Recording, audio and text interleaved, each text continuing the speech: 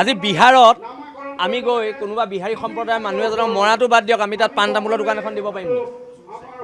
কথাবোৰতো বেলেগকৈও ভাবি চাব পাৰি। আৰু আমি সকলোকে টানি অনা নাই। যিজনে অসমীয়া গো বেগ দিছিলে তেওঁক আমি গ্ৰেপ্তাৰ কৰিবলৈ কৈছোঁ। যিজনে অসমীয়া গো বেগ দিছিলে তেখেতক আমি গ্ৰেপ্তাৰ কৰিবলৈ কৈছোঁ। আৰু আমি সকলোকে আমি বিজয় গুপ্তাক গ্ৰেপ্তাৰ কৰিবলৈ কোৱা নাই।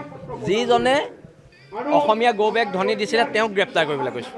এতিয়া কথা বতৰাবোৰ হৈছে কি, আক্ৰমণ হ'লে প্ৰত্যাক্ৰমণ হ'ব। আৰু যদি চৰকাৰে জাতি মাটি ভেটিৰ কথা কৈ প্ৰত্যেকবাৰে ক্ষমতাত আহে, তাৰ পৰা যেতিয়া খিলঞ্জীয়া মানুহে মাৰ খায় তেতিয়া উল্টা পুল্টা কথা ক'লে তাত বীৰ লাচিত থানা অসমৰ আপত্তি আছে।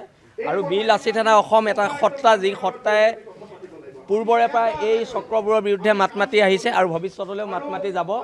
আৰু অনাগত দিনত বিশেষকৈ সন্দেহযুক্ত বাংলাদেশীৰ বিৰুদ্ধে আৰু অনা অসমীয়া লবিটোৰ বিৰুদ্ধে জোৰদাৰ সংগ্ৰাম অব্যাহত থাকিব। অনাগত দিনত খিলঞ্জীয়া মানুহৰ অস্তিত্ব ৰক্ষাৰ যিখন সংগ্ৰাম, সেই সংগ্ৰামখনক খুব জোৰদাৰ গতিত বীৰ লাচিত থানা অসমৰ প্ৰত্যেক সৈনিকে আগুৱাই নিব। আৰু যিবিলাক অপশক্তিয়ে আমাৰ জাতি সত্তাটোক ধ্বংস কৰিব বিচাৰিছে তেওঁলোকৰ বিৰুদ্ধে যিখন সংগ্ৰাম, এই সংগ্ৰামখন চলিব। প্ৰত্যেকজন সৈনিক অটল, অদম্য আৰু অজেয় হৈ আছে। আৰু অনাগত দিনত অসম নামৰ মাতৃজনীৰ কাৰণে যিখিনি সংগ্ৰাম, যিখিনি ত্যাগ কৰিব লাগে, বীৰ লাচিত থানা অসমৰ প্ৰত্যেক সৈনিকে কৰি যাব। আৰু বীৰ লাচিত থানা অসমৰ সৈনিক হ'লে কাৰাগাৰ যাত্ৰা নিশ্চিত। তক আজি খিলঞ্জীয়া মানুহ এইটো অৱস্থা কিয় হৈছে মই কৈ দিছোঁ। আমাৰ খিলঞ্জীয়া মানুহৰ হাতত ভূমিৰ অধিকাৰ নাই, আমাৰ খিলঞ্জীয়া মানুহৰ হাতত ৰাজনৈতিক অধিকাৰ নাই, আমাৰ খিলঞ্জীয়া মানুহৰ হাতত ইনাৰনেল পাৰ্মিটৰ ব্যৱস্থা নাই।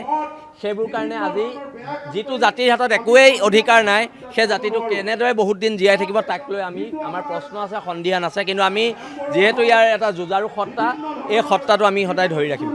আজি বিহাৰত আমি গৈ কোনোবা বিহাৰী সম্প্ৰদায়ৰ মানুহ এজনক মৰাটো বাদ দিয়ক, আমি তাত পাণ তামোলৰ দোকান এখন দিব পাৰিম নেকি?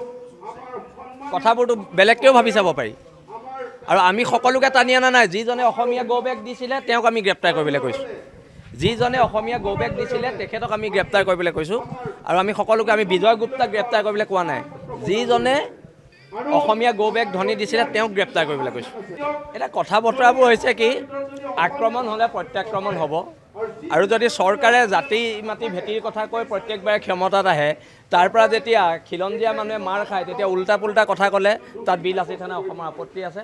আৰু বীৰ লাচিত থানা অসম এটা সত্তা, যি সত্তাই পূৰ্বৰে পৰা এই চক্ৰবোৰৰ বিৰুদ্ধে মাত মাতি আহিছে আৰু ভৱিষ্যতলৈও মাত মাতি যাব।